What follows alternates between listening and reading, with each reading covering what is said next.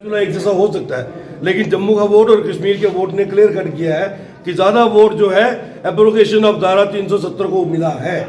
और ये चीज इनको अगर समझ नहीं आती है तो फिर विधानसभा में भी 1 to 1 होगा और सड़कों पे भी 1 to 1 होगा।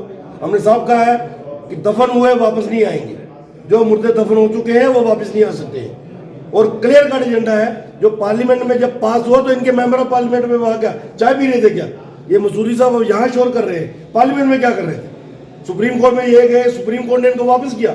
लेकिन मुझे लगता है कि कहीं ना कहीं कश्मीर की आवाम को भी गुमराह कर रहे हैं। आज कश्मीर का नौजवान, उसके हाथ में पत्थर नहीं है, उसके हाथ में लैपटॉप है, उसके हाथ में कुरान है।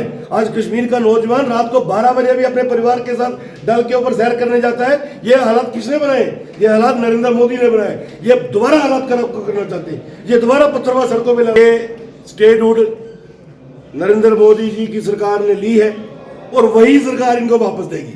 लेकिन लेने का तरीका होता है, पहले हालात पूरी तरह से खुशगवार बनाए। जब से ये कुर्सी पे आए हैं, कश्मीर के अंदर क्या कुछ हो रहा है, किसी को छुपा है क्या? आज फिर वही हालात बनाने का ये प्रयास कर रहे हैं क्या? तो मुझे लगता है कि अब ये एजेंडे से सामने आ जाए तो ठीक रहेगा, नहीं तो इनके लिए काम करना मुश्किल होगा। फिलहाल सर